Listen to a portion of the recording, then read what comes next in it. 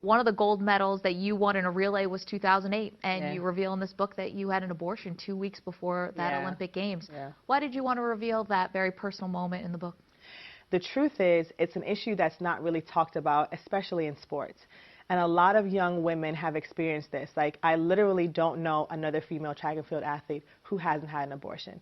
And that's sad. And so for me, I'm hoping that this will open up some discussions to helping especially a lot of young women who were in my situation not experience what I did. Why do you think it's so pervasive? You said you do not know another female track athlete who hasn't had one. I think because at that time in your life, when you're in college, you know, you don't feel comfortable talking to your mom. And so a lot of the information you get are from your peers. And I mean, it's going to sound silly to some people, but, you know, like in our community, people don't want to take the pill because you put water weight on.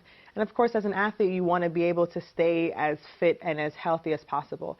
And then people tell you, well, when you're extremely fit, you can't get pregnant because our cycles are shorter. So there's a lot of miseducation that happens to young women in college because we're educating ourselves. And so I didn't know all of my options, and I had been fortunate up until that point. My husband and I had been dating for 5 years. I was engaged to him. I had no mishaps prior. And so I was just put in a really, really, really tough situation. And you know, for me, it was so much more than the physical. I mean, of course, you can imagine after the procedure, I wasn't even supposed to run. The doctors told me to take 14 days off. I didn't have 14 days.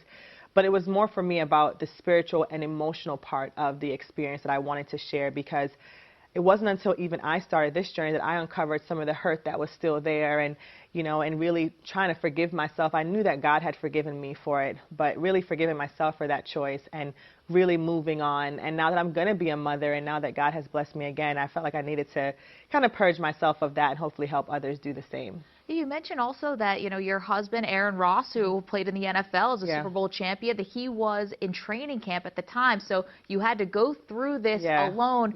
And it still put a strain on your marriage.